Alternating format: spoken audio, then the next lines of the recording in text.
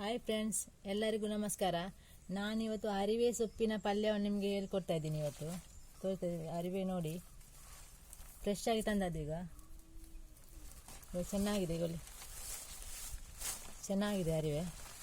ಇದು ಪಲ್ಯ ಮಾಡಿ ತೋರಿಸ್ತೀನಿ.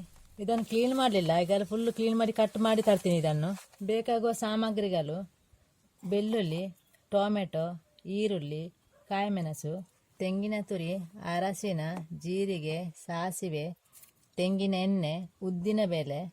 ಇದು ಅಕ್ಕಿಯನ್ನು ಹುರಿದು ತಗೊಂಡಿದ್ದೀನಿ. ಉಪ್ಪು ರುಚಿಗೆ ತಕ್ಕಷ್ಟು, ಕೊತ್ತಂಬರಿ ಸೊಪ್ಪು. ಈಗ ಅಕ್ಕಿಯನ್ನು ತಗೊಂಡಿದ್ದೀನಿ. ಇದನ್ನು ಕುಟ್ಟಿ ಉಡಿ ಮಾಡಬೇಕು. ಈಗ ಸ್ವಲ್ಪ ತರಿಯಾಗಿ ಉಡಿ ಮಾಡಬೇಕು. ಇದನ್ನು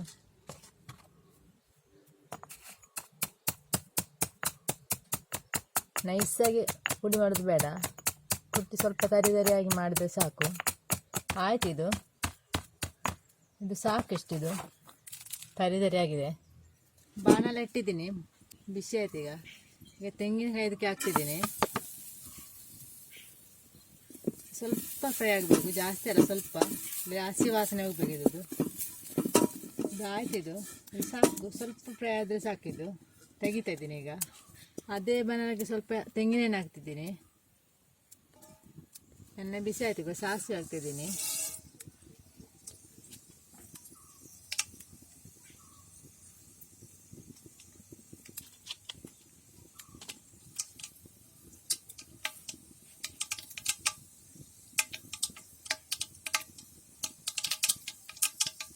ಜೀರಿಗೆ ಸ್ವಲ್ಪ ಹಾಕ್ತಿದ್ದೀನಿ.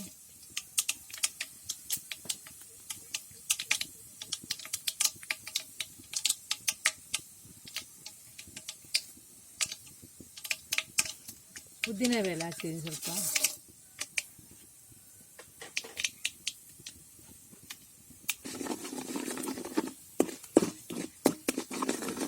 ಫ್ರೈ ಆಗಿದ್ದು ಕರಿಬೇವು ಸೊಪ್ಪು ಹಾಕ್ತಿದ್ದೀನಿ. ಹಾಗೆ ಹೇಳಿಲ್ಲ.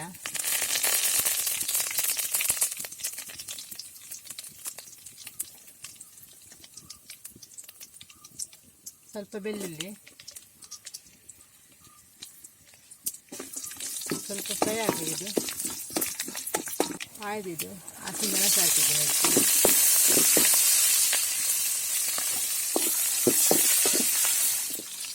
ಫ್ರೈ ಆಯಿತು. ಈರುಳ್ಳಿ ಹಾಕ್ತೀನಿ. 4 ಈರುಳ್ಳಿ ತಗೊಂಡಿದ್ದೀನಿ. ಈರುಳ್ಳಿ ಸ್ವಲ್ಪ ಜಾಸ್ತಿ ಹಾಕ್ಬೇಕು, ಇದಕ್ಕೆ ಅದು ಚೆನ್ನಾಗಿರುತ್ತೆ. ಇದು ಸ್ವಲ್ಪ ಫ್ರೈ ಆಗಬೇಕು. ಹಾಗೆ ಇದು ಫ್ರೈ ಆಯಿತು. ಟೊಮೆಟೊ ಹಾಕ್ತಿದ್ದೀನಿ. ಈಗ ಇದು ಸ್ವಲ್ಪ ಫ್ರೈ ಆಗಬೇಕು. ಚೆನ್ನಾಗಿ ಫ್ರೈ ಆಯಿತು. ಸ್ವಲ್ಪ ಅರಶಿನ ಹಾಕ್ತಿದ್ದೀನಿ.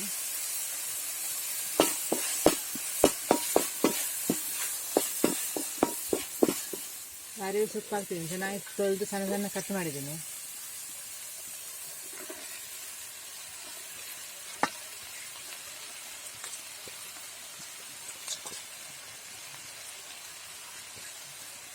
ಸ್ವಲ್ಪ ನೀರು ಹಾಕ್ತಿದ್ದೀನಿ.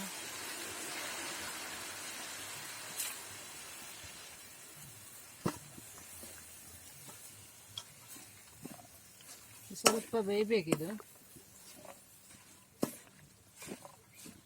ಜಾಸ್ತಿ ಬೇಡ, ಒಂದು 10 ನಿಮಿಷ ಬೇಯಿದ್ರೆ ಸಾಕು.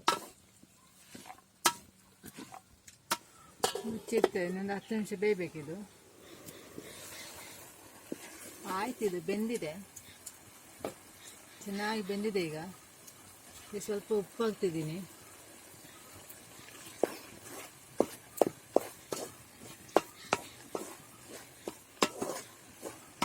ಈ ಅಕ್ಕಿಯನ್ನು ಹಾಕ್ತಿದ್ದೀನಿ. ಕುಟ್ಟಿ ಪುಡಿ ಮಾಡಿದ್ದೀನಿ.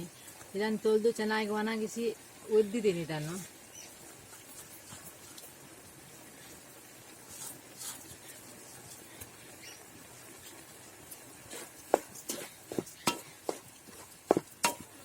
ಸ್ವಲ್ಪ ಬೇಯಬೇಕೇನು. ಅಕ್ಕಿ ಹಾಕಿದ್ದೀನಿ ಎಲ್ಲ ಹಾಗೆ. ಇದು ಆಯ್ತಿದ್ದು. ತೆಂಗಿನಕಾಯಿ ಹಾಕ್ತಿದ್ದೀನಿ.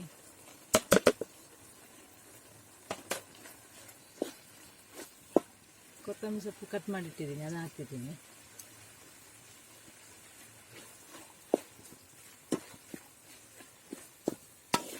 ಆಯ್ತಿದು.